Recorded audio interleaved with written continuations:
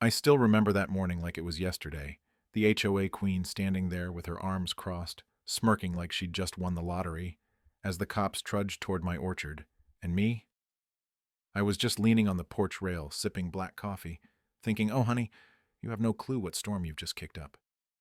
It was dawn in Harvest Ridge, that golden haze lifting off the apple trees my grandpa planted back in '58.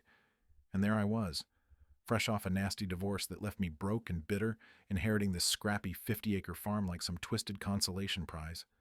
But damn, if that wasn't the day Victoria Langford, our self-crowned HOA boss lady, decided to turn my quiet life into a full-blown war over nothing but spite and hidden agendas. Turns out, she wasn't just nitpicking fences. She was gunning for my land to feed her husband's shady real estate empire. Let me back up a bit. Paint the picture for you. I'm Alex Rivera. Used to be a hotshot real estate lawyer in LA, pulling in 500 an hour, suits sharper than a shark's teeth, until my wife ran off with my business partner. Divorce papers hitting harder than a freight train, wiping me clean. So I packed up, moved to this creaky old farmhouse in Harvest Ridge where the floorboards creak like old bones and my loyal mutt scout barks at every shadow like it's a thief in the night. After years of boardroom battles, waking to bird calls and dew on the leaves felt like breathing again. The place needed love. Old irrigation pipes from the Nixon era, tractors that coughed more than they ran.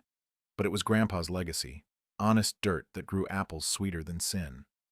Then enters Victoria. Picture a PTA mom with a vendetta and a law degree she never used right, married to Harlan Langford, this slick developer who slaps up cookie-cutter houses faster than you can say suburban nightmare. She drives this spotless black Range Rover, hair helmeted against any breeze, always clutching a clipboard like it's her scepter.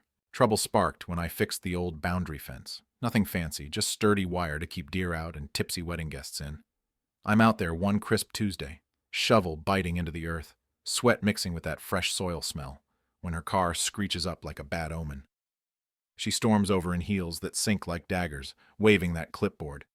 This violates our community standards, Mr. Rivera. We're a residential haven now, not some rustic eyesore. I wipe my brow, lean on the post. Ma'am, this farm's been here 60 years. Your HOA popped up like weeds 3 summers back. She huffs, eyes narrowing like I'd insulted her pedigree. Rules are rules, and your little operation is dragging down our values. That word values dripping with fake superiority like my family's roots were trash. She clicks away, door slamming echoes across the ridge, and I think, all right, game on. But deep down that old lawyer fire flickers, because I know she's not just petty. There's greed lurking, tied to Harlan's plans to flip farmland into gold. 2 days later, bam! A certified letter lands like a bomb, cease and desist, claiming my orchards an illegal commercial blight in their precious zone, $600 daily fines threatened, copied to the county, my bank, even the local rag, coordinated hit, pure and simple, aiming to scare me off. Sitting at my scarred kitchen table that night, papers fanned out under the dim bulb, Scout whining at my feet. Something snaps inside.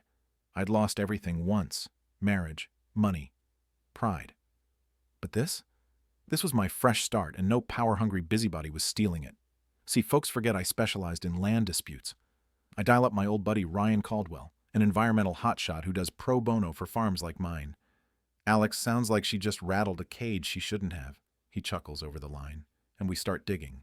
Turns out Grandpa's deed had ironclad ag protections, perpetual rights that laugh at HOA bylaws, stuff most farmers never know exists. But I'd argued cases like this in courtrooms brighter than her fake smile. Victoria ramps it up, filing zoning gripes with photos of my delivery trucks like they're tanks invading suburbia, pulling strings from her old town council days to paint me as the villain threatening their manicured lawns. But her big slip? Assuming I'm some clueless hick who'd fold? She didn't count on my weekends buried in dusty records, sneezing through yellowed files till I unearth gold. My land juts 60 feet into 3 of their backyards via old easements, plus utility rights snaking through the whole ridge. Harlan's been snapping up acres cheap, rezoning for mega profits, 8K an acre farm to 60K residential. And my plot's the missing piece for his puzzle, worth millions if they bully me out.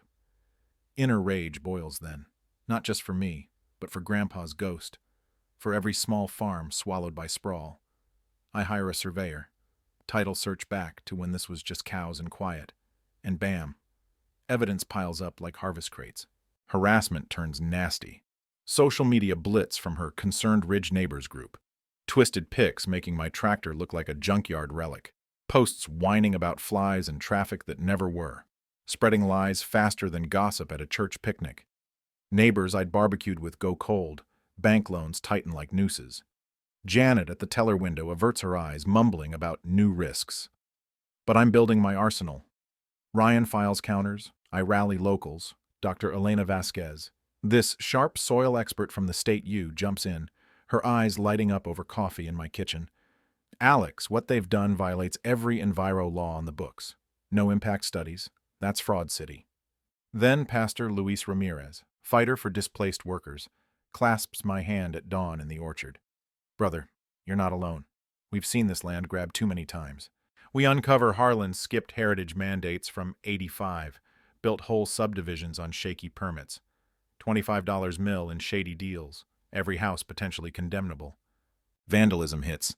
Irrigation slashed, flooding my best trees. Fake calls scaring clients. Reviews claiming my cider's poison. Dead animals at the gate. Threats in the mail. Scout growls at every strange car. And me? Sleepless nights turn to fuel. Cameras up. Every stunt documented for the feds. Ryan gets injunctions. Elena's reports nail enviro crimes. Groundwater poisoned. Wildlife wrecked. And Luis gathers testimonies from bullied families. Patterns screaming racket. Harlan's empire cracks. Loans frozen, crews bailing, sales tanking. Victoria unravels. Screaming in stores. Rants online like a conspiracy nut. Her perfect facade crumbling. Then the bribe. Harlan at my door. Fog swirling. Briefcase sweating as much as him. 5 mil cash, Alex. End this before it hurts us all. I smile slow. Harlan, shove it. You built on lies. And now the bill's due. Little did he know, FBI wires catching every word. Agent Torres, that inspector from months back, building a RICO case tighter than a drum. The climax explodes at the town hall mediation. Packed house, cameras rolling, Victoria preening like she's queen, Harlan flanked by suits spouting compromise. She launches first, voice shrill. Mr. Rivera owes us an apology for this chaos. His farm's a menace to our community. Harlan chimes, oily smooth. I'm offering fair buyout. Let's be neighbors again. I rise calm, folder heavy as truth. Folks, let's talk history. Original grants protecting farms, heritage laws Harlan ignored. Surveys showing their houses on my land. Feds probing $25 mil fraud. Gasps ripple, then I drop the bomb. State AG's investigating. FBI's here with warrants. Doors swing, agents stride in, badges flashing. Victoria shrieks, "This is ambush! He's the liar!" Handcuffs click on Harlan, her sobs echoing as flashes pop, pure poetic payback. In that chaos, I feel it, vindication washing over like rain after drought, not just for me, but every underdog crushed by greed. 6 months on, Harlan's doing 5 in federal pen, judge calling his scheme greed's ugliest face. Victoria serves 8 in minimum, stripped bare, house gone, rep trashed, slinging insurance in some nowhere town. Ridge gets protected status, no more sprawl. I start the Harvest Legacy Fund with settlement cash, scholarships, tours, gardens, teaching kids real roots. Business booms. Ridgecrest ciders fly off shelves, weddings booked solid. Elena moves in, our partnership blooming deeper than any crop. Scout gets a pal named Valor, both guarding like pros. Those illegal mansions?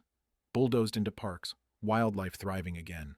HOA crumbles. Farmers unite in my barn weekly, sharing stories that spark a national wave. Calls from growers coast to coast, feds probing bigger networks. But here's the twist that sticks. Was I the hero, or just another fighter in a system rigged for the rich? Makes you wonder, developers' game laws. But when one guy pushes back, is it justice or luck? What if Victoria was right? Suburbs bringing progress, farms holding back. Nah, deep down I know greed lost that round. But the fight's endless. Hey, if you've got your own HOA nightmare or land battle tale, drop it below.